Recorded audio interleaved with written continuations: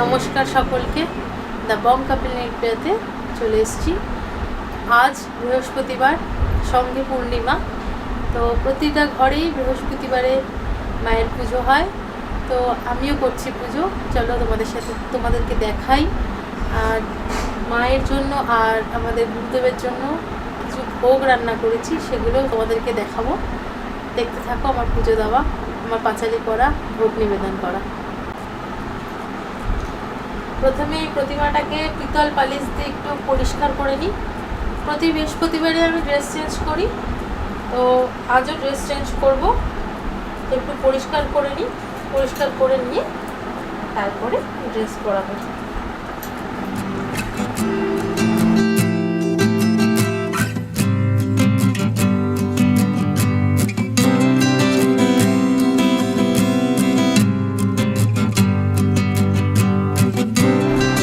মাকে পরিষ্কার করা হয়ে গেছে, তো এবারে ড্রেসটা পরিয়ে নিই। মার ঘাগরা মা এবার পরবে।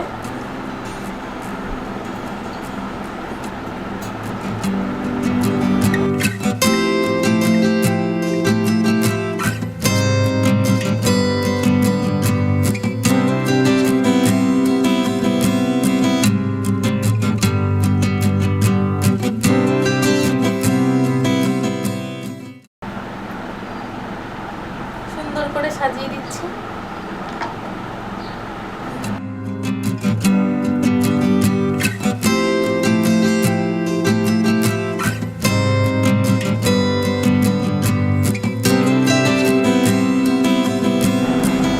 মাকে সাজিয়ে দিয়েছি, ড্রেস পরিয়ে দিয়েছি, হার পরিয়ে দিয়েছি, চুল লাগিয়ে দিয়েছি। তো তোমরা বলো মাকে কেমন লাগছে। সুন্দরভাবে সাজিয়ে দিয়েছি। তো এবারে সিংহাসনে উঠবে মা।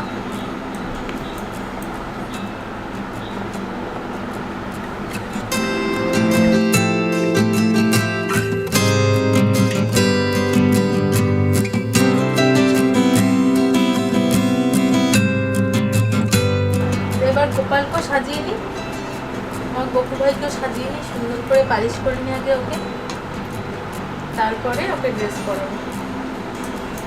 ওকে পরিষ্কার করে নিই।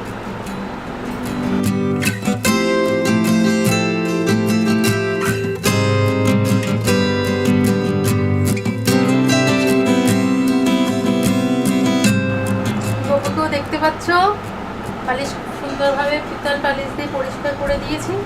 তো এবার ওকে ড্রেস পরাবো।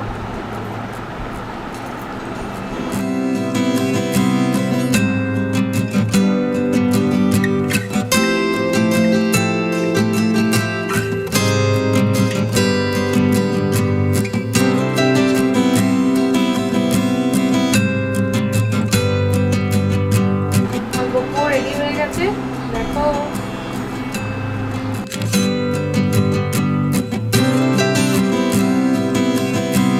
পুষ্পটাকেও রেডি করছি, আগে পরিষ্কার করে নিই, তারপরে ওর ড্রেস পরা হবে।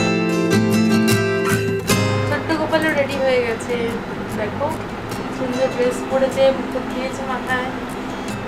সেগুলো সেরে বুঝে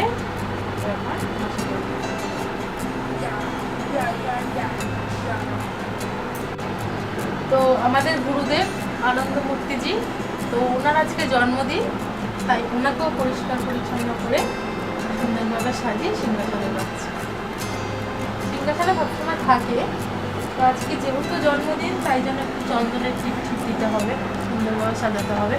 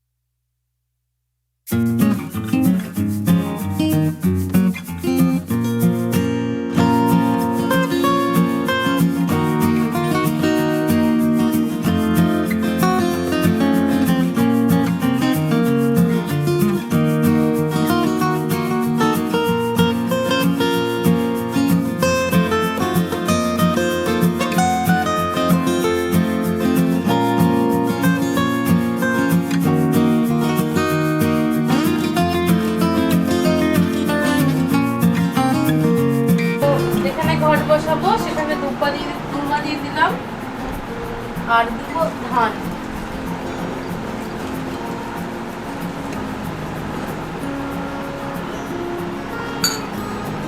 ঘরের মধ্যে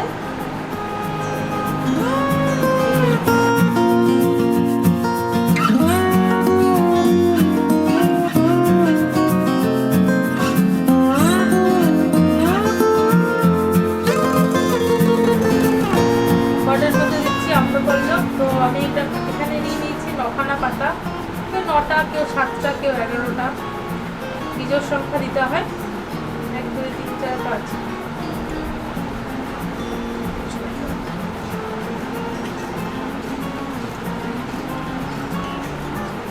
আমি 9খানা পাতা নিয়ে নিয়েছি, দিয়ে দিলাম।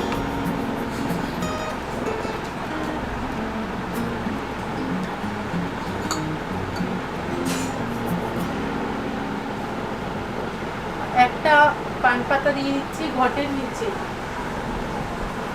একটা পান পাতা দিয়ে দিলাম ঘটের নিচে।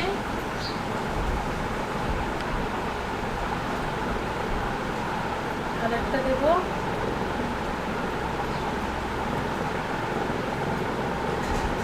একটা দিচ্ছি ঘটের উপরে।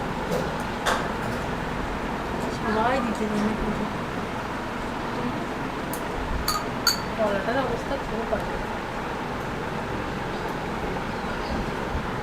তো ঘটের মধ্যে আমি দিয়ে দিয়েছি পান পাতা, আম্রপল্লব আর কলা। এবারে ঘরটাকে বসিয়ে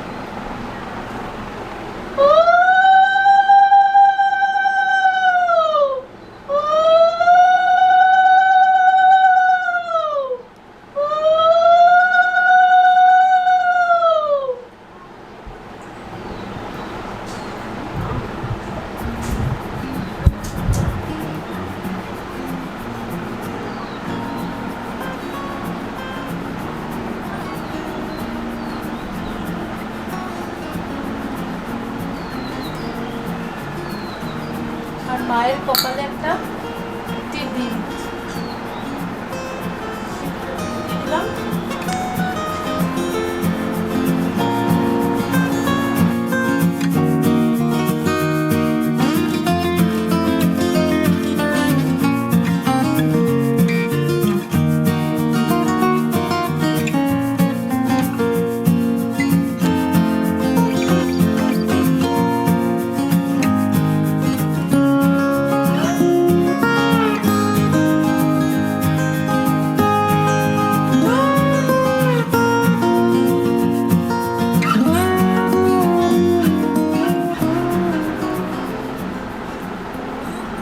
তো ফুল দিয়ে সাজাচ্ছি, ফুল দিয়ে সাজিয়ে নিই, তারপর আবার আসছি কাছে।